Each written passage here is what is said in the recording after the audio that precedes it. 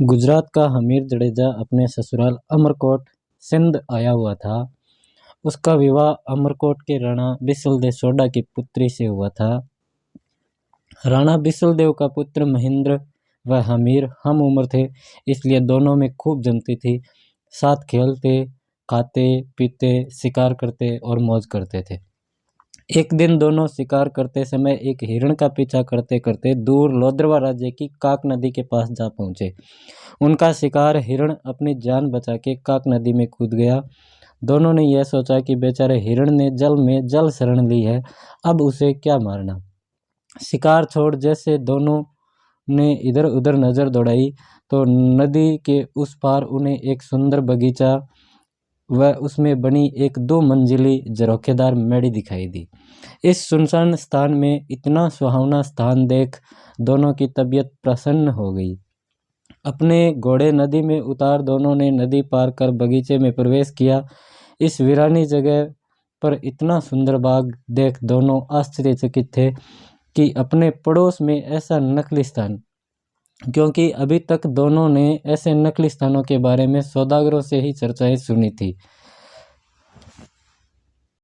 उनकी आवाज़ें सुन मेड़ी में बैठी मूमल ने झरोखे से नीचे झांककर देखा तो उसे गर्दन पर लटके लंबे काले बाल, बाहों तक तनी हुई मूंछें, चौड़ी छाती और मांसल भुजाओं वाले 2 खूबसूरत नौजवान अपना पसीना सुखाते दिखाई दिए। मूमल ने तुरंत अपनी दासी को बुलाकर कहा, नीचे जा नौकरों से कह कि इन सरदारों के घोड़े पकड़े व इन्हें रहने खाने का इंतजाम करें। दोनों किसी अच्छे राजपूत घर के लगते हैं, शायद रास्ता भूल गए, इनकी अच्छी खातिर करो। मूमल के आदेश से नौकरों ने दोनों के आराम के लिए व्यवस्था की, उन्हें भोजन कराया। तभी मूमल की एक सहेली ने आकर दोनों का परिचय पूछा। हमीर ने अपना व महेंद्र का परिचय दिया और पूछा कि तुम किसकी सहेली हो, ये सुंदर बाग व झरोखेदार मेड़ी किसकी है, और हम किस सुलक्षणी के मेहमान हैं। मूमल की सहेली कहने लगी, क्या आपने मूमल का नाम नहीं सुना, उनकी चर्चा नहीं सुनी। मूमल, जो जग प्यारी मूमल के नाम से पूरे मांड जैसलमेर देश में प्रख्यात है, जिसके रूप से यह सारा प्रदेश महक रहा है, जिसके गुणों का बखान यह काक नदी कल कल कर गा रही है।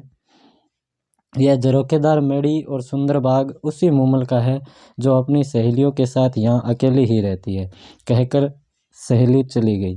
तभी भोजन का जूठा थाल उठाने आया नाई बताने लगा, सरदारों, आप मूमल के बारे में क्या पूछते हो, उनके रूप और गुणों का तो कोई पार ही नहीं। वह शीशे में अपना रूप देखती है तो शीशा टूट जाता है, श्रृंगार कर बाग में आती है, चांद शर्मा कर बादलों में छिप जाता है। उसकी मेड़ी की दीवारों पर कपूर और कस्तूरी का लेप किया हुआ है। रोज अकेलियों में कस्तूरी कूटी जाती है। मन मन दूध से वह रोज स्नान करती है, शरीर पर चंदन का लेप कराती है। मूमल तो इस दुनिया से अलग है, भगवान ने वैसी दूसरी नहीं बनाई। कहते कहते नाई बताने लगा, अखंड कुंवारी मूमल पुरुषों से दूर अपने ही राग रंग में डूबी रहती है। एक से एक खूबसूरत, बहादुर, गुणी, धनवान, जवान, राजा, राजकुमार मूमल से शादी करने आए, पर मूमल ने तो उनकी ओर देखा तक नहीं, उसे कोई भी पसंद नहीं आया। मूमल ने प्रण ले रखा है कि वह विवाह उसी से करेगी जो उसका दिल जीत लेगा, नहीं तो पूरी उम्र कुंवारी ही रहेगी। कुछ ही देर में मूमल की सहेली ने आकर कहा कि आप दोनों में से एक को मूमल ने बुलाया है। हमीर ने अपने साले महेंद्रा को जाने के लिए कहा, पर महेंद्रा ने हमीर से कहा, पहले आप जाओ। हमीर को मेड़ी के पास छोड़ सहेली ने कहा, आप भीतर पधारें, मूमल आपका इंतजार कर रही है। हमीर जैसे ही आगे चौक में पहुंचा तो देखा आगे उसका रास्ता रोके एक शेर बैठा है, और दूसरी ओर देखा तो उसे एक अजगर रास्ते पर बैठा दिखाई दिया। हमीर ने सोचा, मूमल कोई डाइन है और नकली स्थान रचकर पुरुषों को अपने जाल में फंसाकर मार देती होगी। वह तुरंत उल्टे पांव वापस हो चौक से निकल आया। हमीर व महेंद्र अपने आप से बात करते तब तक मूमल की सहेली आ गई और महिंद्रा से कहने लगी कि आप आइए, मूमल आपका इंतज़ार कर रही है। महिंद्रा ने अपना अंगरखा पहन हाथ में भाला ले सहेली के पीछे पीछे चलना शुरू किया। सहेली ने उसे भी हमीर की तरह चौक में छोड़ दिया। महिंद्रा को भी चौक में रास्ते रोके शेर बैठा नजर आया। उसने तुरंत अपना भाला लिया और शेर पर पूरे वेग से प्रहार कर दिया। शेर जमीन पर लुढ़क गया और उसकी चमड़ी से भरा भूसा बाहर निकल आया। महिंद्रा यह देख मन ही मन मुस्कुराया कि मूमल उसकी परीक्षा ले रही है। तभी उसे आगे अजगर बैठा दिखाई दिया। महिंद्रा ने भूसे से भरे उस अजगर के भी अपनी तलवार के प्रहार से टुकड़े टुकड़े कर दिए। अगले चौक में महिंद्रा को पानी भरा नजर आया। महिंद्रा ने पानी की गहराई नापने हेतु जैसे पानी में भाला डाला तो टक की आवाज़ आई। महिंद्रा समझ गया कि जिसे वह पानी समझ रहा है वह कांच का फर्श है।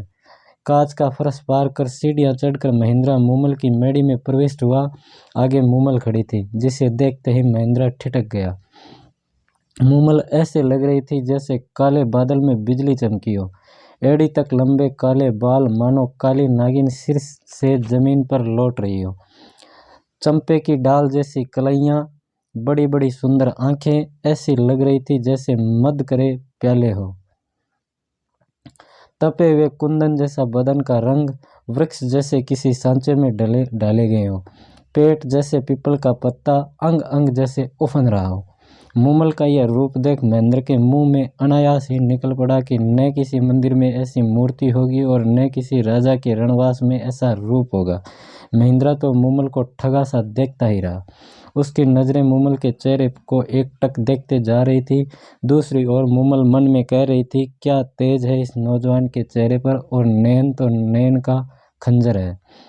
दोनों की नज़रें आपस में ऐसे गड़ी की हटने का नाम ही नहीं ले रही थी। आखिर मूमल ने नज़रें नीचे कर महिंद्रा का स्वागत किया। दोनों ने खूब बातें की। बातों ही बातों में दोनों एक दूसरे को कब दिल दे बैठे पता ही नहीं चला, और न ही पता चला कि कब रात खत्म हो गई और कब सुबह का सूरज निकल आया।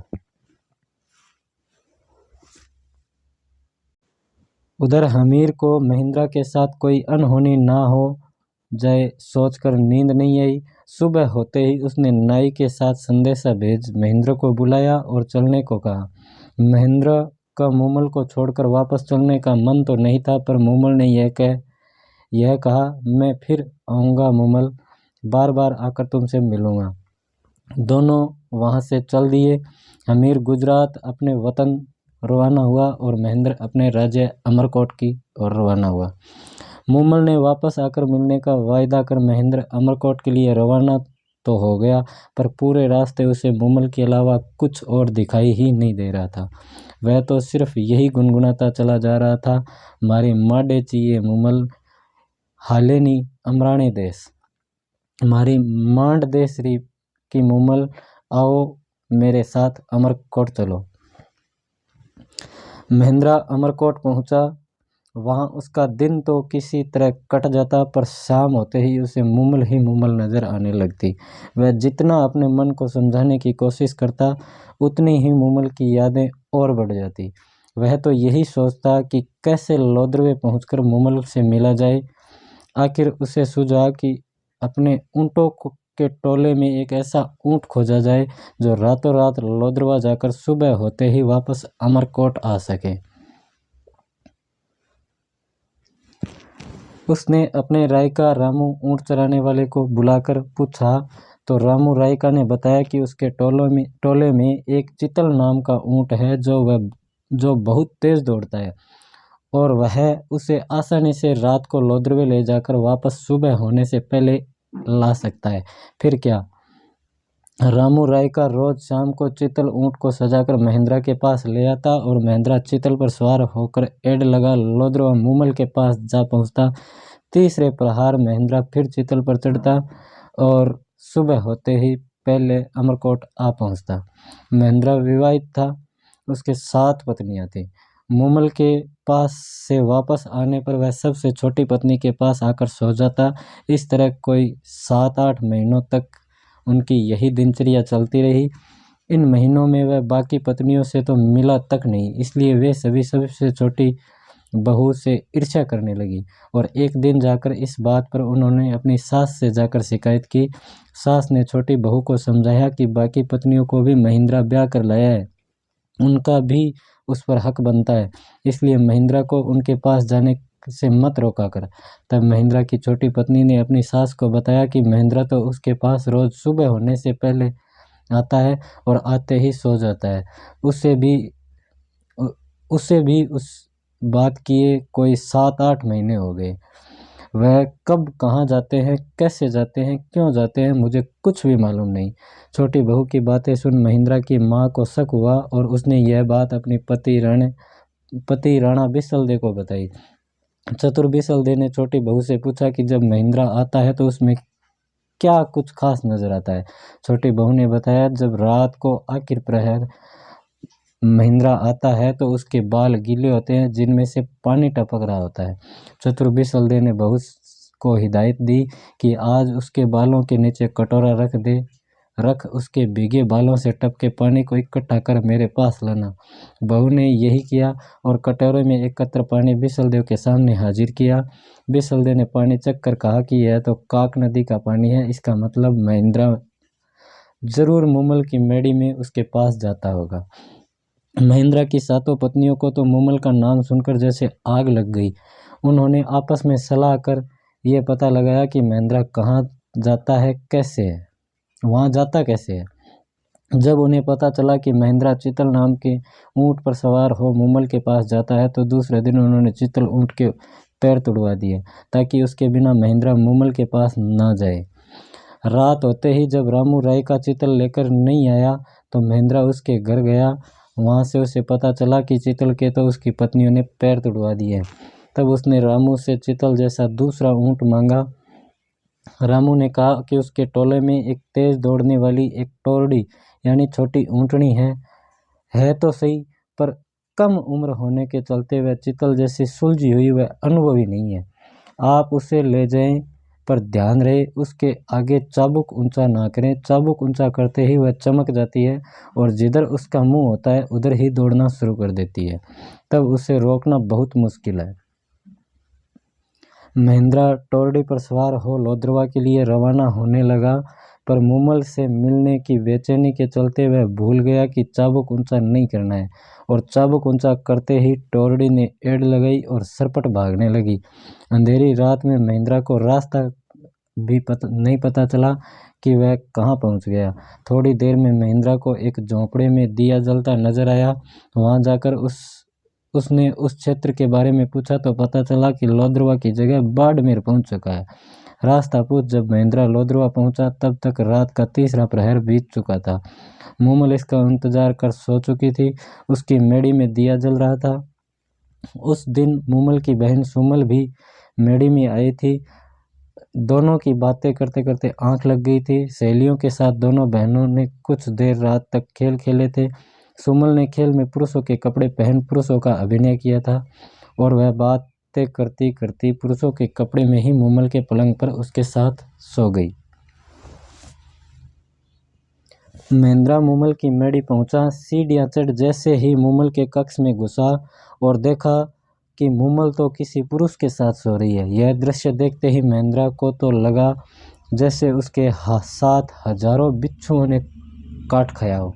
उसके हाथ में पकड़ा चाबुक वहीं गिर पड़ा और वह जिन पैरों से आया था उन्हीं से चुपचाप बिना किसी को कुछ कहे वापस अमरकोट लौट गया। वह मन ही मन सोचता रहा कि मुमल के लिए मैं प्राण तक न्यौछावर करने के लिए तैयार था। वह मुमल ऐसी निकली जिसके लिए मैं कोसों दूर से आया हूँ, वह पर पुरुष के साथ सोई मिलेगी। धिक्कार है ऐसी औरत पर। सुबह आंख खुलते ही मुमल की नज़र जैसे ही महिंद्रा के हाथ से छूटे चाबुक पर पड़ी, वह समझ गई कि महिंद्रा आया था पर शायद किसी बात से नाराज होकर चला गया। उसके दिमाग में कई कल्पनाएं आती रही।